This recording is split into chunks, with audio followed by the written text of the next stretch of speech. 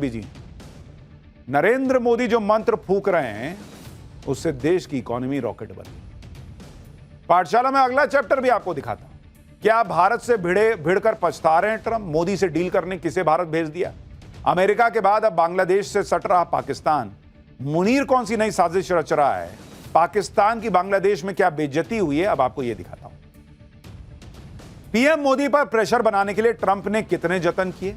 Operation सिंदूर रुकवाने का credit लेने का पूरा प्रयास किया, भारत पर 50% टैरिफ लगाया, भारत को अलग थलग करने की कोशिश की, लेकिन ट्रंप की सारी तरकीबें पीएम मोदी के सामने फेल हो गई। ट्रंप चाहते थे कि रूस यूक्रेन युद्ध रुकवाने में भारत अमेरिका की मदद करे, चाहते थे कि रूस और भारत की दोस्ती टूट जाए, भारत रूस से कच्चा तेल खरीदना बंद कर दे। ट्रंप ये मान के बैठे हैं कि यूक्रेन युद्ध तभी रुकेगा जब भारत रूस से दोस्ती तोड़ लेगा। मतलब इनका एक अलग फरमाइशी गीत माला चल रहा है। हमारे यहां इंडी वाले हैं ही हैं, उधर से ट्रंप का चल रहा है कि जो मैं कहता हूं वो तुम कर दो तभी हम दोस्त हैं।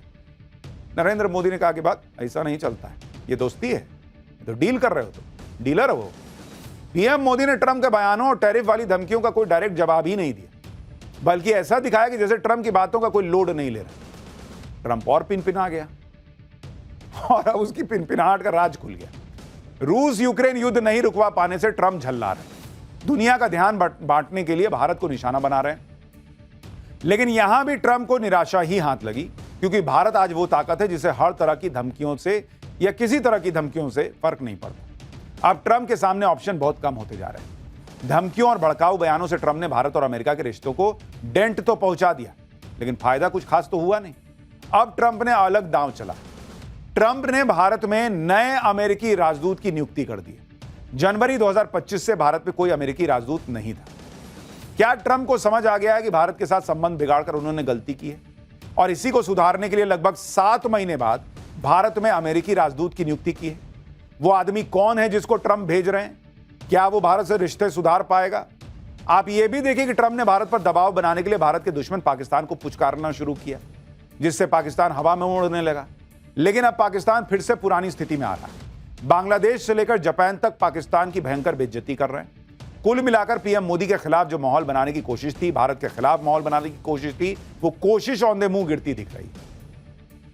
क्या हुआ है पाकिस्तान के साथ? ट्रंप ने किसको भारत भेजा है?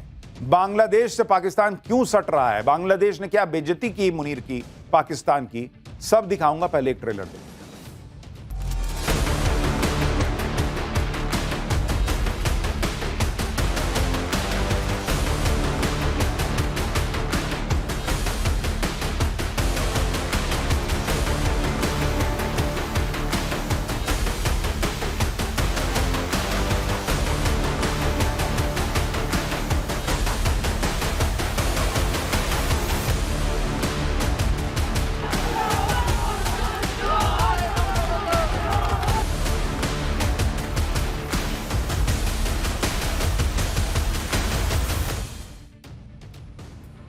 ट्रंप कई बार सीजफायर बोल चुके, कोई सीरियसली तो ले नहीं रहा।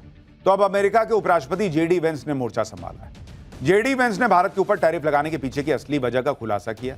एक इंटरव्यू में बोले कि राष्ट्रपति ट्रंप रूस और यूक्रेन युद्ध खत्म करना चाहते हैं और इसके लिए भारत पर सेकेंडरी टैरिफ लगाने जैसे अग्रेसिव कदम उठाए गए। इससे रूस की इकोनॉमी पर असर पड़ेगा। तेल वाली इकोनॉमी के दम पर रूस के लिए अमीर बनना कठिन हो जाएगा। यानी अब अमेरिका खुलकर यह मान रहा है कि भारत पर टैरिफ लगाने की असली वजह ट्रंप की नाकामी है। यानी ट्रंप का यह दावा है कि वो 24 घंटे में रूस यूक्रेन युद्ध रुकवा देंगे, और वो जो दावा था वो हवाई था।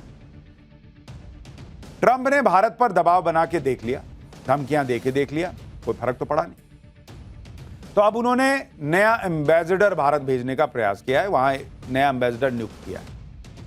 ट्रंप ने सर्जियो गोर को भारत में अमेरिका का राजदूत बनाया। ट्रंप ने कहा, यही वो भाई साहब, ये बताते हुए खुशी हो रही है कि सर्जियो गोर भारत गणराज्य में हमारे अगले राजदूत होंगे।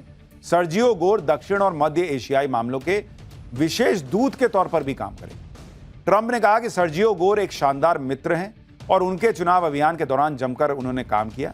सर्जियो गोर ने ट्रंप प्रशासन में 4000 लोगों की नियुक्ति में अहम भूमिका निभाई। सर्जियो गोर से पहले एरिक गार्सेटी भारत में अमेरिकी राजदूत थे। जनवरी 2025 से भारत में कोई अमेरिकी राजदूत नहीं था।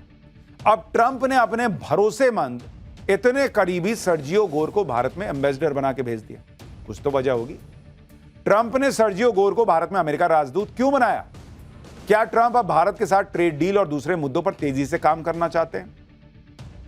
भारत अमेरिका के बीच तनाव का एक कारण भारत में अमेरिकी राजदूत न होना भी माना जा रहा है। भारत और अमेरिका के बीच ट्रेड डील पर भी बात आगे नहीं बढ़ पा रही। राष्ट्रपति ट्रंप के एजेंडे को लागू करना सर्जियो गोर की पहली प्राथमिकता हो। ट्रंप का एजेंडा शुरू से ही भारत के साथ ट्रेड डील करने का रहा है, लेकिन पीएम मोदी भारत के हितों को ध्यान में रखते हुए काम कर रहे हैं। भारत ने रूस के साथ मजबूत संबंध बनाए रखे और चीन से भी आर्थिक संबंध सुधार रहे हैं। ऐसे में भारत में अमेरिका का राजदूत नहीं होना ट्रंप के लिए जोखिम भरा हो सकता है। इसलिए ट्रंप ने अपने सबसे करीबी दोस्त को भारत में राजदूत बना दिया। यानी ट्रंप भी ये समझ रहे हैं कि भारत के साथ संबंध हमेशा के लिए खराब नहीं रखे जा सकते।